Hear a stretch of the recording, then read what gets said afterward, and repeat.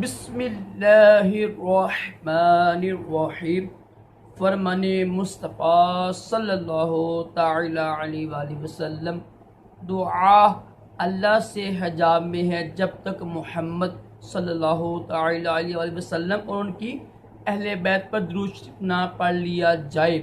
صلو علی الحبیب۔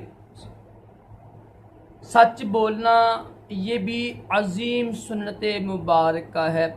راشد عطاری خوابوں کی تعبیر لے کر پیش خدمت ہے۔ آج کا جو ہمارا موضوع ہے نا، یہ جو لوگ مر جاتے ہیں نا، یعنی فوت شدہ مردے کیا بے چینی محسوس کرتے ہیں، کیا پریشانی محسوس کرتے ہیں، کیا وہ تکلیف میں رہتے ہیں؟ جس طرح عام ہمارا تصور ہے نا، فلم ڈرامہ دیکھ کے ہم لوگ شاید سمجھتے ہیں یار کہ جو دنیا میں بے چین رہتا ہے نا، یا کسی کو ناجائز کسی نے مار دیا ہے، بچی کے اوپر ظلم ہو گیا ہے، تو اس کی روح بار بار آتی ہے بے چینی کے لیے، انتقام کے لیے۔ کہ اسلامی لحاظ سے کیا صحیح ہے؟ یہ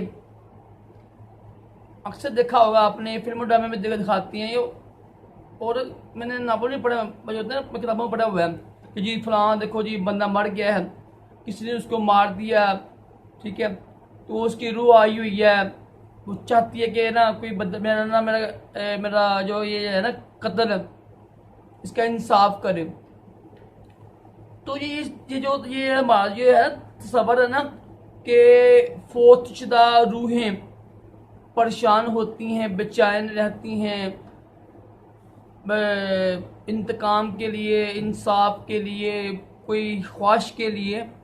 یہ تصور اسلامی لحاظ سے قرآن و سنت کے بالکل خلاف ہے۔ ایسی کوئی بات نہیں ہے، کیونکہ جو اگر مرنے کے بعد بھی انسان نے یار پریشان رہنا ہے، بے چین رہنا ہے، تو پھر دنیا کی زندگی سے یہ نہیں، تو کوئی ہمارا اسلام کا یہ عقیدہ نہیں ہے۔ جو رب نے جو دنیا میں مشکلات بنائی ہیں نا، یہ نا پریشانیاں، یہ بے چینیاں، یہ گھبراہٹیں، ٹھیک ہے نا، یہ ساری دنیا تک ہی ہیں، ٹھیک ہے، یاد رکھیے گا۔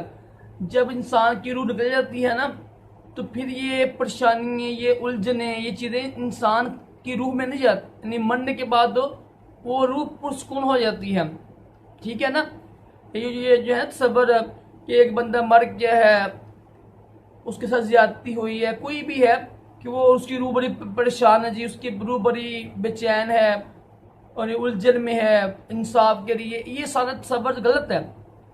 اسلامی لحاظ سے ایسا کچھ بھی نہیں ہے یار۔ اگر ایسا ہی بھی ہو پھر دنیا کی زندگی بہتر ہے نا۔ تو ہماری جو اسلامی تعلیمات ہے نا، اس کے مطابق جو روح ہوتی ہے نا، روح مرنے کے بعد پرسکون ہو جاتی ہے۔ مطلب یہ کہ دنیا کے جتنے بھی نیک کام ہیں، دنیا کی جتنی بھی پریشانی ہیں، جتنی بھی الجھنیں ہیں، ان سے وہ آزاد ہو جاتی ہیں۔ ہاں یہ حدیث پاک ہے کہ ہر جمعرات کو نا جو والدین ہیں ان کی اولاد کے نامہ مال پیش کیے جاتے ہیں ان کے والدین کو، اور جتنے بھی نبی اور رسول گزرے ہیں نا، جو ان کی امتیں تھیں نا، ان کی جو امت ہے نا، ان کے نیک نامہ اعمال جو ہے نا پیش کیے جاتے ہیں۔ اگر وہ اچھے ہوں نا وہ خوش ہوتے ہیں، اگر وہ برے ہوں نا تو ان کو ناخوشی ہوتی ہے۔ تو اس سے یہ جو لفظ نا خوش ہوتے ہیں، ناخوش ہوتے ہیں، اس سے یہ مراد نہیں ہے کہ جس طرح ہم لوگ عام ہوتے ہیں نا، یار یہ غلط کام کیا ہے، وہ پریشانی بن جاتی ہے، بے چینی ہو جاتی ہے نا، میری اولاد غلط کام کر رہی ہے، وہ نہیں ہوتی اس میں ہے، ویسے اچھا نہیں ہے، ٹھیک ہے نا۔ اور یہ بھی تو حدیث پاک بھی ہے کہ جو مردے ہوتے ہیں نا، مردے ہر جمعرات کو گھر میں آتی ہے روحیں، ہم نے سنا ہوا ہے، بزرگوں سے سنا ہوا ہے، بغیر حدیث پاک بھی بغیر ہے نا، میں نے پہلے بھی پوسٹ کی تھی ایک بار، بغیر حدیث پاک بھی ہے کہ جمعرات کو نا مردوں کے جو مردے ہوتے ہیں نا اس کی روحیں آتی ہیں، کیا کرنے کے لیے؟ کو مانگتی ہیں کوئی صالح ثواب کرے، کوئی دعا کرے، کوئی نیک اعمال ہم کو پیش کرتا کہ ہماری بخشش ہو جائے، ہمارے گناہ معاف ہو جائے۔ اگر گناہ معاف ہوئے ہیں، بخشش ہوئی ہے، تو جو مطلب مقامات ہوتے ہیں نا، نہیں بلندی کی، وہ بڑھ جائیں، مزید نعمتیں مل جائیں۔ یہ کچھ باتیں تھیں جو دیکھو یوٹیوب کے اوپر بھی لوگ بیچارے نہیں لگے ہوتے ہیں، ویسے بھی لگے ہوتے ہیں، جہل لوگ ایسے لوگ ہوتے ہیں قرآن و سنت کے مطابق مرنے کے بعد روح کسی بھی پریشانی میں، کسی بھی بے چینی میں، کسی بھی الجھن میں، کسی بھی یعنی ہوتے گھبراہٹ میں، یہ اس میں مبتلا نہیں ہوتی۔ یہ ہمارا عقیدہ ہونا چاہیے، مرنے کے بعد کوئی دنیا کی پریشانی انسان کو لاحق نہیں ہوتی۔